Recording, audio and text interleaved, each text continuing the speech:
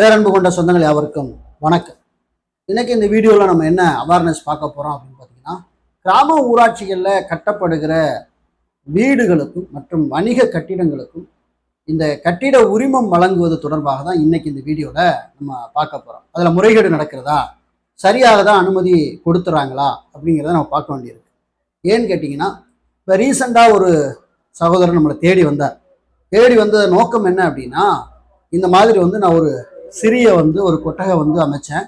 Already அது நான் அதை வணிகம் அந்த நோக்கில் நான் அதை அமைச்சிருந்தேன். அதுக்கு அனுமதி கேட்கணும் அப்படின்னு சொல்லி போகும்போது எல்லாத்தையும் ஆன்லைன்லேயே நீங்கள் விண்ணப்பிங்க அப்படின்னு சொன்னாங்க. அவங்களே ஒரு பொறியாளரை அறிமுகப்படுத்தினாங்க. அவங்கள்ட்ட நம்ம பணத்தை கொடுத்து அவங்களே எல்லாமே விண்ணப்பிச்சு அந்த அப்ரூவலை கொடுத்துருவாங்க அப்படின்னு சொன்னாங்க. நம்மளும் ஒரு குறிப்பிட்ட தொகை நம்ம கொடுத்துட்டோம். கொடுத்ததுக்கப்புறம் உடனே என்ன பண்ணிட்டாங்க அப்படின்னா, அந்த மேல் அலுவலர் அந்த விண்ணப்பத்தை நிராகரிச்சுட்டுங்கிற தகவல் எனக்கு கொடுத்தாங்க. ஏன் அப்படின்னு கேட்டால், நீங்கள் என்ஓசி வைக்கல, அதனால நிராகரிச்சிட்டோம் அப்படின்னு சொன்ன உடனே என்ஓசியும் வாங்கி கொண்டு கொடுத்தாச்சு. ஆனாலும் அந்த மேல் அலுவலர்கிட்ட எந்த ரெஸ்பான்ஸுமே இல்லை. அப்புறம் மறுபடியும் நம்ம பொறியாளரை சந்திக்கும் போது பொறியாளர் என்ன சொன்னா, மறுபடியும் அதே கட்டணத்தை திரும்ப நம்ம கட்டணுமா அப்படின்னு சொல்றாங்க. அப்படின்னு சொன்னோன்னா, ஏற்கனவே ஒரு பெரிய அமௌண்ட்டை கட்டிட்டோம், இதில் இன்னொரு அமௌண்ட்டை கட்ட சொல்கிறாங்களே, என்ன விதிமுறை அப்படின்னு சொல்லி அதுக்கப்புறம் தான் நம்மளை தேடி வந்தார். ஓகே, நம்மளும் சம்மந்தப்பட்ட அலுவலர்கிட்ட ஃபோன் அடித்து என்ன இதில் நடந்த இஷ்யூ அப்படின்னு கேட்கும்போது, அவங்க இந்த மாதிரி அது விவசாய பூமியாக இருந்து மாற்றப்பட்டது, அதுக்கான என்ஓசி அவங்க வைக்கல, அதனால நான் ரிஜெக்ட் பண்ணல, ரிட்டர்ன் போட்டிருக்கேன் அப்படின்னு சொல்லி பேசினாங்க. அதுக்கப்புறம் நம்மளுக்கு ஒரு விஷயம் தோன்றுனது என்னன்னு கேட்டிங்கன்னா, மக்கள் அடிப்படை வசதிகள் தேவை கிராமப்புறத்துலனா முதல்ல ஊராட்சியில் இருக்கக்கூடிய செயல் அலுவலர் தான் போய் அணுகிறாங்க. அப்போ இந்த செயல் அலுவலர் என்ன கைட் பண்ணுறாரோ அதை பேஸ் பண்ணி தான் கிராம ஊராட்சியில் மக்கள் நகர்கிற ஒரு சூழல் இருக்கு. இப்போ மேல் அலுவலர்களை இவங்க சந்திக்கணும்னு அவங்க எதிர்பார்க்குறாங்க அப்படின்னா, அவங்கள பற்றின அவேர்னஸோ விழிப்புணர்வோ மக்களுக்கு கிடையவே கிடையாது. குறிப்பிட்ட மாவட்டங்களில் இந்த ஊரக உள்ளாட்சி தேர்தல் பதவி காலம் முடிஞ்சிருச்சு, அந்த பிரதிநிதிகள் யாருமே இல்லை. அதனால இப்போ தனி அலுவலருடைய கட்டுப்பாட்டில் இருக்கிறனால அவங்க வச்சதான் சட்டம் அப்படிங்கிற லெவலில் போயிட்டு இருக்கு. சீக்கிரம் உள்ளாட்சி தேர்தல் நடத்தப்படணும் அப்படிங்கிறது தான் நம்மளுடைய நோக்கமாக இருக்குது. ஓகே, இப்போ இவங்கள்ட்ட போனதுக்கு அப்புறம் அங்கே என்ன ஆயிருதுன்னா, அவங்க சொல்றதா ரூல் ஆயிருக்கு. அப்போ நம்ம ஒரு முடிவு எடுத்தோம். என்னன்னு கேட்டீங்கன்னா, கிராம ஊராட்சிகளில் இந்த மாதிரி கட்டிடங்களுக்கு வழங்கப்படுகிற அனுமதிகள் சம்பந்தமாக நம்ம ஆர்டிஐ மூலம் சில தகவல்களை கேட்கணுங்கிற முடிவு எடுத்தோம். அதன் அடிப்படையில் தகவல் கேட்டிருக்கோம். அதே மாதிரி இந்த மாதிரி முறைகேடுகள் மக்களை ஏமாற்றி நடைபெறுது அப்படின்னு சொல்லிட்டு ஊரக வளர்ச்சித்துறை அமைச்சர் திரு என் ஆனந்த் அவர்களுக்கும் நம்ம மெயில் சப்மிட் பண்ணியிருக்கோம். இந்த மாதிரி நீங்கள் ஆய்வுக்கு வாங்க அப்படின்னு சொல்லி சப்மிட் பண்ணியிருக்கோம். அது எந்த விதத்தில் அவங்க ரிப்ளை தர்றாங்க அப்படின்னு தெரியல. அது மட்டும் இல்லாமல் பார்த்தீங்கன்னா, நம்ம ஆர்டிஐ ரெடி பண்ணியிருக்கோம். நான் அந்த ஆர்டிஐயில் உங்களுக்கு என்னென்ன கேட்கணுங்கிறத நான் அந்த வீடியோவில் நான் உங்களுக்கு சொல்லிடுறேன். அதுக்கு முன்னாடி இன்னொரு விஷயத்தை நீங்கள் எல்லாம் கேட்கலாம். என்னன்னா, நேற்று எனக்கும் பாலாவுக்கும் ஒரு கன்சல்டிங் போயிட்டு இருந்தோம்னா, 2023 தான் 2500 ஸ்கொயர் ஃபீட்லேருந்து 3500 ஸ்கொயர் ஃபீட் வரைக்கும் கட்டப்படுகிற வீடுகளுக்கு தான் கட்டிட அனுமதியே தேவையில்லாமல் கட்டிக்க சொல்லி அரசாங்கம் சொல்லிருச்சே. ஆனா நீங்க கட்டிட அனுமதி வாங்கணும்னு சொல்றீங்களே, அப்படி கிடையாது இப்படி கிடையாதுன்னு 2 பேருக்கு ஒரு கான்வர்சேஷன் போச்சு.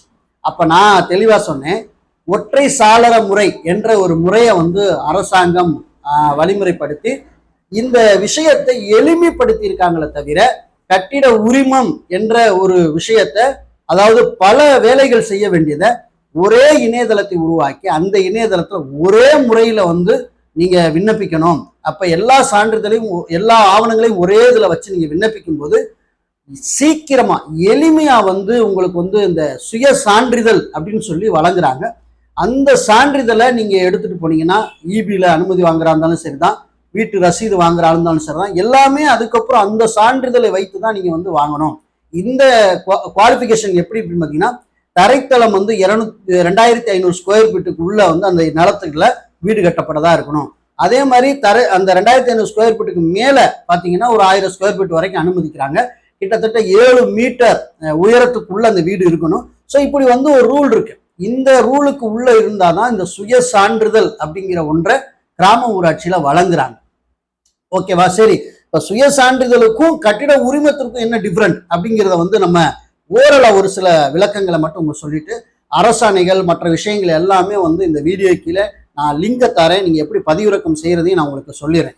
ஏன்னா நிறைய கன்ஃபியூஷன் ஆகுது. அப்போ இந்த கட்டிட அனுமதி வழங்க தேவையில்லை, அதை வாங்க தேவையில்லை அப்படின்னா அப்ப இந்த இந்த நம்ம பணம் கட்டுறோம் இல்லையா, இதெல்லாம் ரொம்ப இலவசமா கிடைக்குமா அப்படின்னு நிறைய பேர் நினைக்கிறாங்க. அதுதான் அல்ல. இந்த ஒற்றைச்சாளர முறையில மக்கள் அலைய விடாம ரொம்ப சுலபமா இந்த சான்றிதழ் வந்து சீக்கிரமா கிடைப்பதற்கான ஏற்பாடை தான் அரசாங்கம் பண்ணியிருக்க தவிர அந்த அனுமதி என்ற ஒன்றை மாற்றவே இல்லை. அதாவது நீங்க வீடு கட்டும் போது நீங்க முன்னாடி என்ன ப்ரொசீஜர் பண்ணீங்களோ அந்த ப்ரொசீஜரை ஒவ்வொரு முறையும் நீங்க போய் வாங்காம அலையாம நீங்க ஒரே இணையதளத்தை பயன்படுத்தி எல்லாவற்றையும் ஒரே முறையில் நீங்க அப்ளை பண்ணிட்டு உடனே சர்டிபிகேட்டை பெறுகிற முறையை தான் வந்து கொண்டு வந்திருக்காங்க. அதுவும் 2500 ஸ்கொயர் ஃபீட்ல இருந்து மேல மாடி கட்டி 3500 ஸ்கொயர் ஃபீட்டுக்குள்ள நீங்க கட்டுனீங்கன்னா மட்டும்தான். ஓகேவா? அதே மாதிரி அதை தாண்டிருச்சு அப்படின்னா நீங்க வழக்கம் போல நீங்க வந்து கட்டிட உரிமம் பெற வேண்டியது. இதுவும் ஒரு உரிமம் தான். இது வந்து உரிமம் இல்லை, இது மக்களுக்கான சேவை எளிமையாக்கியிருக்காங்க. ஓகே, இந்த ரெண்டுக்குமான வித்தியாசத்தை நம்ம என்ன பார்க்கணும் அப்படிங்கிறத நான் உங்களுக்கு சொல்லிடுறேன். அதாவது இந்த ஒற்றைச்சாளர முறையின் கீழே இந்த சுய சான்றிதழ் யாரெல்லாம் பெறலாம் அப்படின்னா சிறிய வீடுகளுக்கு மட்டும், அதாவது நிலத்தோட அளவு 2500 சதுர அடி வரையும், அதே மாதிரி பரப்பளவு மேல பார்த்தீங்கன்னா 3500 சதுர அடிக்கு உள்ளதான் வந்து நீங்க வந்து பயன்படுத்திக்கலாம், சுய சான்றிதழ் பெறலாம். அதே கட்டிட உரிமம் அப்படின்னு பார்த்தீங்கன்னா பெரிய பெரிய கட்டிடங்களுக்கு, குடியிருப்புகளுக்கு அதை 3500 ஸ்கொயர் ஃபீட்டை தாண்டிருச்சு அப்படின்னா நீங்க வந்து கட்டிட உரிமம் வாங்கணும். இது ரெண்டுக்குமான டிஃப்ரெண்ட்டை வந்து நீங்க விளங்கிக்கணும் அப்படின்னு நான் நினைக்கிறேன். அதே மாதிரி அனுமதி கிடைக்கிறது அப்படிங்கிற பார்த்தீங்கன்னா இப்போ இதெல்லாம் நீங்க வந்து ஆதார் கார்டு, அந்த பத்திர நகல், பட்டா நகல் இதெல்லாம் நீங்க கரெக்டா வச்சு நீங்க ஆன்லைன்ல நீங்க அப்ளை பண்ணிட்டீங்கன்னா உங்களுக்கு உடனடியாக இந்த சுய சான்றிதழ் என்ற சான்றிதழ் உங்களுக்கு சம்பந்தப்பட்ட அலுவலர் வந்து என்ன செய்யறாரு அப்படின்னா அப்ரூவல் கொடுத்து உங்களுக்கு வந்து எளிமையா கிடைக்க வைக்கிறாரு. அதே கட்டிட அந்த அனுமதி அப்படின்னு பாத்தீங்கன்னா கிட்டத்தட்ட 30 நாள்ல இருந்து 60 நாள் வரைக்கும் டைம் எடுத்துக்குவாங்க. முன்னாடி டைம் எடுத்துக்கிட்டு தான் அதுக்கப்புறம் வந்து அந்த உரிமத்தை வழங்குவாங்க. இப்ப அதிகாரிகளோட ஆய்வு அப்படின்னு பாத்தீங்கன்னா இது ஃபர்ஸ்ட் சுய சான்றிதழ் கொடுத்ததுக்கு அப்புறம் அவங்க வந்து என்ன செய்வாங்க அப்படின்னு பாத்தீங்கன்னா எப்ப வேணுமானாலும் நீங்கள் வீடு கட்டி கொண்டு இருக்கும் போது எப்ப வேண்டுமானாலும் நீங்க கரெக்டா அந்த பிளான் அப்ரூவல்ல நீங்க சொன்ன அந்த முறைப்படிதான் வீடு கட்டி கொண்டு இருக்கிறீர்களா என்பதை ஆய்வு செய்வதற்கு அவங்க எப்ப வேணாலும் அரசு அலுவலர்கள் வந்து வரலாம். மேபி இந்த பிடிஓ ஆபீஸ்ல இருக்கக்கூடிய அலுவலர்கள் வந்து என்ன செய்யலாம்னா வந்து ஆய்வு செய்யலாம்.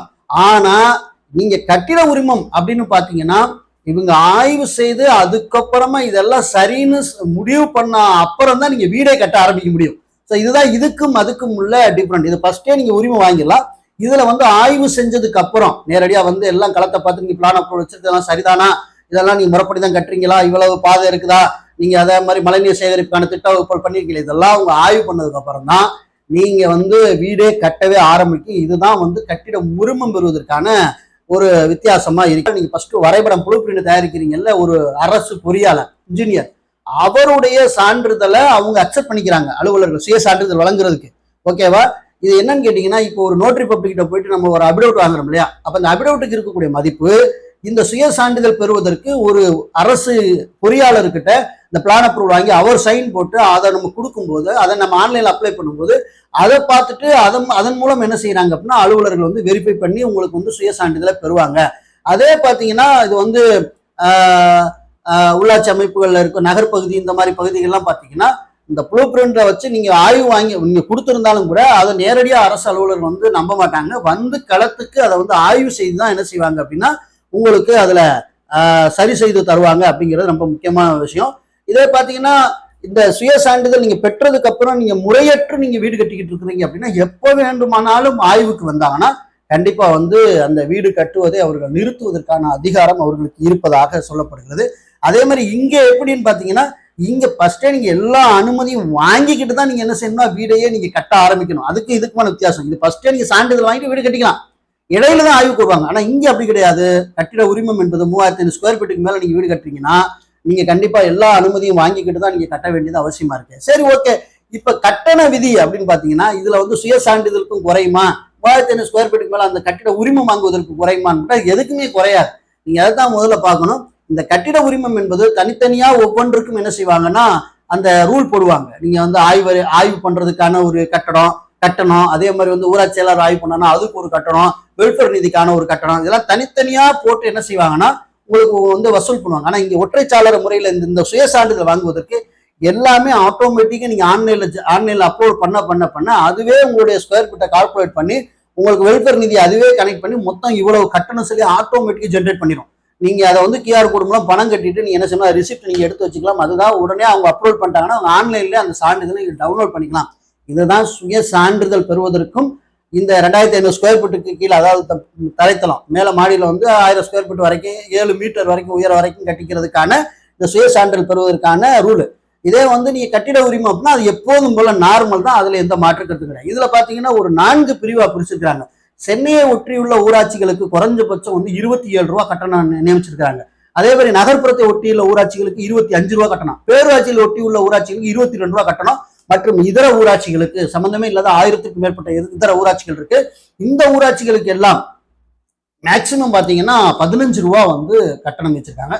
இந்த கட்டணம்லாம் சுய சான்றிதழ் பெறுவதற்கு 10,000 நினைக்கிறதா தவறானது. கண்டிப்பா அது கிடையாது. கட்டணம் எப்போதும் வசூல் பண்ணுவது போல ஸ்கொயர் ஃபீட்டுக்கு ஏற்கனவே 5 ரூபா வாங்கிட்டு இருந்தாங்க. ஒரு கிராம ஊராட்சி தனக்கு என்ன தேவையோ அதை தீர்மானம் போட்டு வசூல் பண்ணிட்டு இருந்தாங்க. ஆனா இப்ப அப்படி கிடையாது. கண்டிப்பா மேக்சிமம் குறைஞ்சபட்சம் ஒரு சதுர அடிக்கு 15 ரூபா கட்டணுங்கிறது ரூல் ஆயிருக்கு. அது நீங்க சுய சான்றிதழ் வாங்கினாலும் சரிதான், நீங்க கட்டிட அனுமதி வரைபடம் கொடுத்து வாங்கினாலும், ரெண்டுக்குமே ப்ளூ பிரிண்ட் ரொம்ப அவசியம். ப்ளூ பிரிண்ட் வாங்காம மட்டும் நம்ம அப்படியே ஆன்லைன்ல வந்து டாக்குமெண்ட் மட்டும் அப்லோட் பண்ணிட்டு அப்ரூவல் வாங்கிடுவோங்கிறதெல்லாம் தவறான விஷயம். ஆகவே எல்லாமே வந்து பொறியாளரை சந்திச்சு அந்த நம்ம பிளான் அப்ரூவல் வாங்கி தான் நம்ம இதையும் விண்ணப்பிக்க வேண்டியிருக்கு, அதையும் விண்ணப்பிக்க வேண்டியிருக்குங்கிற ஒரு விதிமுறையை உங்களுக்கு நான் இந்த நாளில் சொல்லிக்க வரும். ஓகே, இப்போ நாங்கள் இவ்வளவு தூரம் நீங்க சொல்லிட்டீங்க, நீங்க ஆர்டி என்ன ரெடி பண்ணி வச்சிருக்கீங்க அதை எங்களுக்கு சொல்லுங்க அப்படின்னு கேட்டீங்கன்னா, கண்டிப்பா நம்ம இதுல வந்து கண்டிப்பா சரியான முறைப்படி தான் அவங்க கொடுத்துட்டு இருக்காங்களா அப்படிங்கிற நம்ம தெரிஞ்சுக்கிறக்காண்டி நாம ஒரு ஆர்டியை உருவாக்கி நாம வந்து கேட்கிறோம். ஸோ அதுல என்னென்னலாம் கேட்டிருக்கோம் அப்படிங்கிறத நான் உங்களுக்கு வந்து நான் சொல்லிடுறேன். இதுல வந்து தகவல் பொறிவு சட்டம் 2006 கீழே மனு, இதுல என்னோட டீட்டெயில் எல்லாம் கொடுத்துருக்கேன். பெருநர்ல பொதுத்தகவல் அலுவலர், தலைமையிடத்து துணை வட்டார வளர்ச்சி அலுவலர், திருவாரணை வட்டார வளர்ச்சி அலுவலகம், ராமநாதபுரம், எங்க மாவட்டம் கொடுத்துருக்கேன். பொருள் என்ன அப்படின்னா, கிராம ஊராட்சியில் கட்டப்படும் வீடுகளுக்கு சுயசான்று வழங்குதல் மற்றும் வணிகம் மற்றும் இதர கட்டிடங்களுக்கு கட்டிட உரிமம் வழங்குவதற்காக கீழ்கண்ட தகவல்கள் தேவை அப்படின்னு சொல்லி பொருள்ல சொல்லியிருக்கேன். தகவல் எண் 1 என்னன்னு கேட்டீங்கன்னா, 1/1/2023 முதல், ஏன்னா அந்த ஒற்றைச்சாளர முறையை 2023 தான் கொண்டு வந்தாங்க. அந்த 1/1/2023 முதல் 1/7, அதாவது இன்னைக்கு 2026 வரை ராமநாதபுரம் மாவட்டம் திருவாரணை ஒன்றியத்தில் இருக்கக்கூடிய 47 கிராம ஊராட்சிகளுக்கு எத்தனை வீடுகளுக்கு சுய சான்றிதழ் அனுமதி பெறப்பட்டது மற்றும் வணிக கடைகளுக்கு கட்டிட உரிமம் எத்தனை வழங்கப்பட்டது என்ற தகவல் தேவை. இதுல நீங்க உங்க ஒட்டுமொத்த ஊராட்சிக்கு கேட்க வேண்டிய தேவையில்லை, எங்க ஊராட்சிக்கு மட்டும் கேட்கணும் அப்படின்னா நீங்க உங்க ஊராட்சி பேரை மட்டும் நீங்க மாத்திக்கிட்டா போதுமானது. ஓகே, இப்ப 2வது, 2500 சதுர அடிக்கு மேல் கட்டப்பட்டுள்ள வீடுகள் மற்றும் வணிக கடைகள் குறித்த தகவல் எண் 1 கோரியுள்ளவாறு ஆண்டின் அடிப்படையில் தகவல் தருக. நான் வந்து மேல கேட்டிருக்கேன், அந்த 2023 2026 வரைக்கும் அந்த லிஸ்ட் படி எனக்கு தகவல் தேர்ந்து கேட்டிருக்கேன். 3, சுய சான்றுகள் பெறப்பட்ட மற்றும் கட்டிட உரிமம் வழங்கப்பட்ட வீடுகள் மற்றும் வணிக கட்டிட உரிமையாளர்கள் பெயர்கள் மற்றும் அவருடைய முகவரிகள் தேவை. இதுல டிரான்ஸ்பரன்சி இருக்கா நம்ம தெரிஞ்சுக்கணும்னா கண்டிப்பா நம்மளுக்கு இது அவசியமா இருக்குது. அதுக்கப்புறம் பாத்தீங்கன்னா 4 என்னன்னா, மேற்கண்ட கிராம ஊராட்சியில் வீட்டிற்கு தரைத்தளம் மற்றும் மேல் தளத்திற்கான சதுர அடிக்கு எவ்வளவு கட்டணம் அரசு நிர்ணயித்தது என்பதை தகவலா தரும். நான் சொன்னேன், ஒவ்வொரு ஏரியாவிலும் ஒவ்வொரு ஏரியா ஊராட்சிகளுக்கு வசூல் பண்றாங்க. அந்த இப்ப நீங்க இருக்கக்கூடிய ஊராட்சிக்கு எவ்வளவு தரைத்தளம் அல்லது மேல் தளத்துக்கு எவ்வளவு வந்து சதுர அடிக்கு கட்டணம் நியமிச்சிருக்காங்கிறது அது அவங்களே சொல்லட்டும் அப்படிங்கிறதுக்காண்டி நம்ம அந்த கேள்வியை கேட்டிருக்கோம். 5, தகவலின் 4 கோரியுள்ளவாறு வணிகத்திற்கான தகவல் தேவை. வணிக கட்டணம்னா நீங்க எவ்வளவு வசூல் பண்றீங்க அப்படிங்கிற டீட்டெயில் வந்து நம்ம கேட்டிருக்கோம். 6, கிராம ஊராட்சியில அனைத்து கட்டுமானம் கட்டுவதற்கான அரசு விதித்துள்ள கட்டண விதிமுறைகள் அடங்கிய பட்டியல் தேவை. அந்த ரூல் இருக்கு, ஏற்கனவே நம்ம அரசாணை இருக்கு, இருந்தாலும் அவங்கள்ட்ட இருந்து நம்ம அதை கேட்க விரும்புறோம். 7, தகவலின் 1 மேற்கண்ட கிராம ஊராட்சியில் கட்டப்பட்ட வீடுகளுக்கு சுய சான்றிதழ் மற்றும் வணிக கட்டிடங்களுக்கு உரிமம் வழங்கலாம் என்று பரிந்துரை செய்த அலுவலர்களின் ஆய்வறிக்கை தகவலின் 1 கோரியுள்ள தேதி வாரியாக தகவலா தரோம் அப்படின்னு கேட்டிருக்கோம். நம்ம யார் அப்ரூவல் கொடுத்தாங்க, யார் சுய சான்று வழங்குறதுக்கு அனுமதி கொடுத்தா அப்படிங்கிறத நான் கேட்டிருக்கேன். நீங்க உங்க ஊராட்சி மட்டும் கேட்கணும், இங்க தாராளமா கேட்டுக்கலாம். ஓகே, இப்ப எத்தனை 8வது, சுய சான்றிதழ் கேட்டு விண்ணப்பித்தவர்களுக்கு எத்தனை ஏற்பு செய்யப்பட்டிருக்கிறது, எத்தனை வந்து நிலுவையில் வச்சிருக்கீங்க போடாம, எத்தனை வந்து நீங்க தள்ளுபடி செஞ்சிருக்கீங்க அந்த விவரத்தை வந்து நீங்க எனக்கு தரணும் அப்படின்னு சொல்லி கேட்டிருக்கேன். 9வது, தகவல் எண் 8 கோரியுள்ளவாறு இதர கட்டுமானங்களாகிய வணிக உரிமங்கள் சம்பந்தமாகவும் தகவல் தருக. இந்த வணிக உரிமத்துக்கு தேவை விண்ணப்பிச்சவங்களுக்கு எத்தனை பேருக்கு ஏற்பு நிலுவை தள்ளுபடி பண்ணியிருக்கீங்க அந்த டீட்டெயில் வந்து எனக்கு கொடுங்க அப்படின்னு கேட்டிருக்கேன். 10, மேலும் கட்டிட அனுமதி வழங்கப்படும் முன்பு கிராம சபை அல்லது உறுப்பினர் கூட்டத்தில் ஒப்புதலுக்காக வைக்கப்பட்ட தீர்மானங்கள் மற்றும் தீர்மானங்கள் நிறைவேற்றம் செய்த நகல்கள் தேவை. ஏன்னா கண்டிப்பா ஒரு கிராம ஊராட்சியில் 3500 ஸ்கொயர் ஃபீட்டுக்கு மேல வந்து ஒரு கட்டடம் கட்டுறாங்க, ஒரு வணிக கட்டடம் கட்டுறாங்க அப்படின்னா கிராம சபையில கண்டிப்பா அதை ஒப்புதலுக்கு வைப்பாங்க. இந்த மாதிரி இங்க கட்டப்படுது, இதுக்கு நம்ம கிராம சபை அங்கீகரிக்கணும்னு சொல்லி முன்மொழிவு வந்து என்ன செய்வாங்க, தீர்மானம் வைப்பாங்க. அது உறுப்பினர் கூட்டத்திலும் வைப்பாங்க, கிராம சபை கூட்டத்திலும் வைப்பாங்க. அப்படி ஒரு வேலை வந்து வைக்கப்பட்டிருந்தா அந்த தீர்மானத்தோட நகலும் ஒப்புதல் வழங்கப்பட்ட அந்த தீர்மானத்தோட நகலும் வந்து நம்ம கேட்டிருக்கணும். அதை நீங்களும் தாராளமா கேட்கலாம். 11, கடந்த 2023 தமிழக அரசாங்கம் ஒற்றைச்சாளர முறை அமல்படுத்தி வெளியிட்ட அரசாணை நகல் தேவை. இந்த அரசாணை அவங்களே தரட்டுங்கிறக்காண்டி நம்ம அதை கேட்டிருக்கோம். 12, ஒரு கிராம ஊராட்சியில கட்டப்படும் வீடுகள் மற்றும் வணிக கட்டிடங்கள் மற்றும் இதர கட்டிடங்களுக்கு உரிமம் வழங்கக்கூடிய விதிமுறைகள், அந்த விதிமுறைகள் மற்றும் அரசாணைகளை தகவலா தருக அப்படின்னு சொல்லி கேட்டிருக்கோம். 12 கேள்விகளை நம்ம உருவாக்கி இந்த தகவல்களை கேட்டிருக்கிறோம். மேற்படி நான் கூறியுள்ள தகவலை தாங்கள் முழுமையாக வழங்காத பட்சத்தில் நான் மேல்முறையீடு செய்வதற்கான மேல்முறையீட்டு அலுவலருக்கான அந்த முகவரி, மெயில் ஐடி மற்றும் அவருடைய அலைபேசி எண், அரசு வழங்கிய அலைபேசி எண் தரவும் கேட்டுங்க. மேற்படி நான் கூறிய தகவல் அனைத்தும் கணினியில் இருக்குமானால் தகவல் பெறும் உரிமை சட்டம் 2005 பிரிவு 2J கீழ் கலாய்வு செய்து பார்வையிட்டுக்குள்ளார். ஏன்னா பெரும்பாலும் நினைச்சாங்க நாங்கள் மேனுவல் கோப்பை நாங்கள் வைக்கல, எல்லாமே நாங்கள் ஜிஸ்டத்தை வச்சிருக்கோம், ஜிஸ்டத்துக்கு ஓப்பன் பண்ணி காட்டுங்க, நாங்கள் பார்த்துக்கிறோம், ஒரு பிரச்சனையும் கிடையாது. ஜிஸ்டத்தில் வச்சிருந்தா நீங்கள் எல்லாத்தையும் ஓப்பன் பண்ணி காட்டுங்க, நாங்கள் ஆய்வுக்கு வந்து நாங்கள் அதை பார்த்துக்கிறோம் அப்படிங்கிறத நான் கேட்டிருக்கிறேன். ஓகே, நீங்களும் கூட என்ன செய்யணும்னா ஆய்வுக்கு வந்து நீங்கள் கேட்கலாம். கட்டண விதிமுறை அப்புறம் சொல்லியிருக்கேன், 10 ரூபா நீதிமன்ற விலை ஒட்டியிருக்கேன் அப்படின்னு சொல்லியிருக்கேன். நீங்கள் அனுப்புறீங்களோ அந்த டேட்டை போட்டு நீங்கள் அனுப்பிடுங்க. உங்கள் சைன் போட்டு மறக்காமல் நீங்கள் ஸ்டாம்ப் போட்டு இதை வந்து ஒரு செராக்ஸ் எடுத்து பத்திரமா நீங்கள் வச்சுக்கிறீங்க. கண்டிப்பாக இது உங்களுக்கு உதவும். ஏங்க இந்த மாதிரி பண்ணால் ஊழலை கண்டுபிடிக்க முடியுமா அப்படின்னு கேட்டால் நிச்சயமாக அவர்கள் என்ன தவறு செய்திருக்கிறார்கள், வேண்டப்பட்டவர்களுக்கு உரிமை கொடுப்பாங்க, எந்த விதமான ஆவணமே வாங்காமல். அதே மாதிரி நம்ம கேட்டிருக்கோம் இல்லையா, கட்டிட அந்த அனுமதி வாங்குவதற்கும் வழங்குவதற்கும் அந்த ஒற்றைச்சாளர சுய சான்றிதழ் பெறுவதற்கும் ரூல் கேட்டிருக்கோம்ல, அந்த ரூலை வந்து பிரேக் பண்ணியிருக்காங்கன்னு நம்ம பார்ப்போம். அப்படி பிரேக் பண்ணி எத்தனை பேருக்கு அவங்க அனுமதி வழங்கியிருக்காங்க, சான்றிதழ் வாங்கியிருக்காங்க. ஏன்னா நீதி நேர்மைன்னு பேசக்கூடிய நிறைய அலுவலர் சுற்றிட்டு இருக்காங்க. அப்படிங்கிற போது நீதி நேர்மையாக தான் செஞ்சிருக்காங்க, நம்ம பார்த்துட்டு போயிடுவோம். இதனால என்ன இருக்கு, அதுக்காண்டி தான் நம்ம இந்த ஆர்டிஐ பயன்படுத்தியிருக்கோம். ஸோ உங்களுக்கு ஏற்றார் போல இந்த ஆர்டிஐ மாற்றிக்கிறீங்க. நான் வேர்டு ஃபைல வேணாலும் இந்த வீடியோக்களை டிஸ்கிரிப்ஷனில் தரேன், உறவுகள் பயன்படுத்திக் கொள்ளுங்கள். இந்த பிடிஎஃப் நம்ம வீடியோக்களை டிஸ்கிரிப்ஷனில் இருக்கு, மறக்காம நீங்கள் எல்லாம் பயன்படுத்திக்கிறீங்க. உங்களுடைய ஆதரவை நான் எதிர்பார்க்கிறேன். எந்த விதமான ஒரு பிரதிபலனும் எதிர்பாராம நம்ம சேனலுக்கு நீங்க தொடர்ந்து ஆதரவு தரீங்க. இன்னும் தொடர்ச்சியா உங்களுடைய ஆதரவு எல்லா விதத்திலும் உங்களுடைய ஆதரவு கிடைக்கும் என்று நம்புகிறேன். மீண்டும் நல்லதோடு உங்களை வேற வீடியோ சந்திக்கிறேன். நன்றி, வணக்கம்.